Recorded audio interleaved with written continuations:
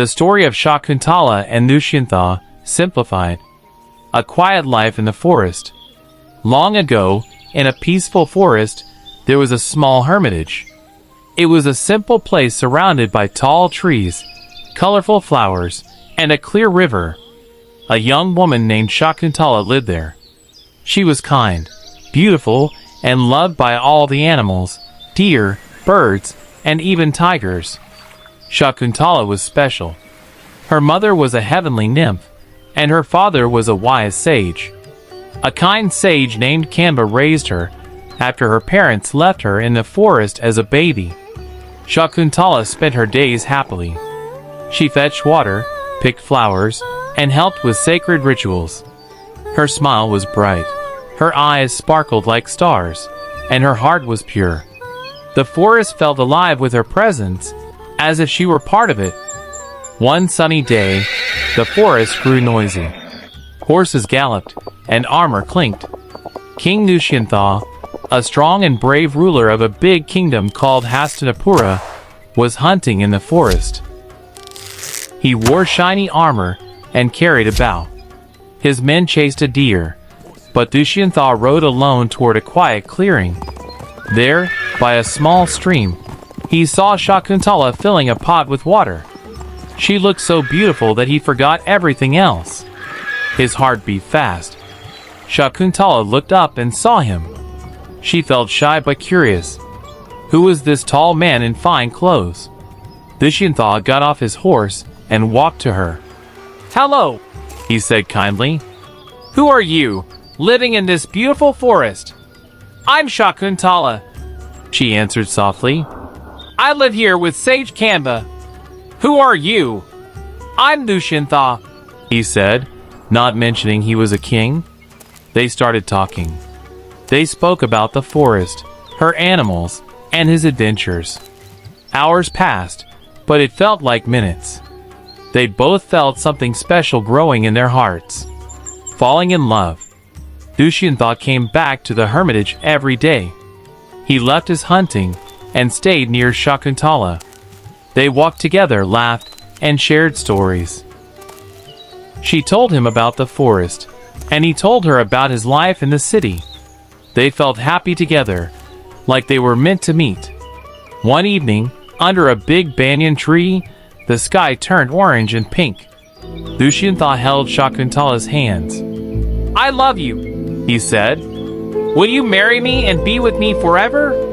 Shakuntala's heart raced. She loved him too. "Yes," she said, smiling. They made promises to each other, a simple marriage called Gandharva, with only the trees and stars watching. Dushyanta gave her a shiny gold ring with his royal mark. "This is my promise," he said. "I'll come back for you, and you'll be my queen." But soon, Dushyanta had to return to his kingdom. He left, promising to send for her. Shakuntala held the ring tightly, feeling both happy and a little scared. Days passed, and Shakuntala missed Dushyanta so much. She thought about him all the time, holding his ring and dreaming of their future.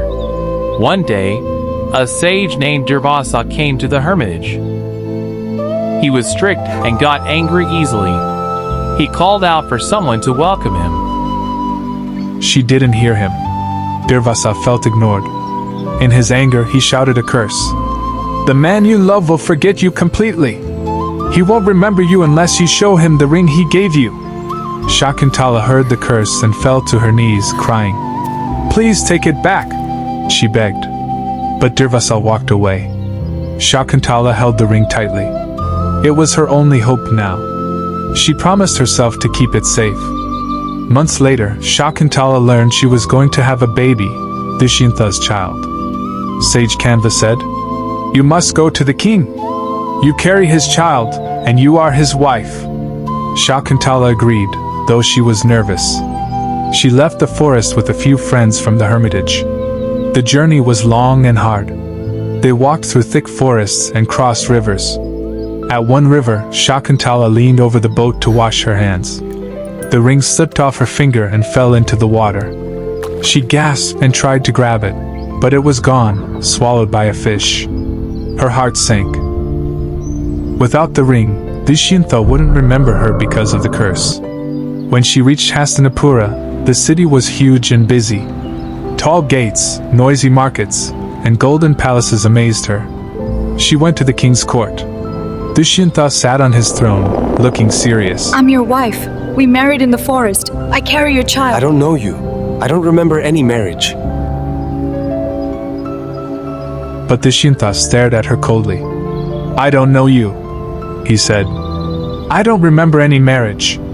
The curse had worked. His memory of her was gone. People in the court whispered, and Shakuntala felt ashamed. She tried to explain, but without the ring, he didn't believe her. He sent her away. Heartbroken, Shakuntala left the city, tears streaming down her face. A new life in the forest. Shakuntala went back to the forest.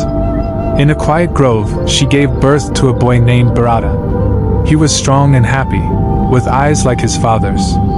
Shakuntala raised him alone, teaching him to love the forest. Bharata grew brave, playing with animals and climbing trees. He brought joy to Shakuntala, but she still felt pain from Dushyanta's rejection. She told Bharata stories about a great king, his father, but never shared her sadness. One day, far away, a fisherman caught a big fish. When he cut it open, he found a gold ring inside. It had the royal mark of Hastinapura. Surprised, he took it to the king.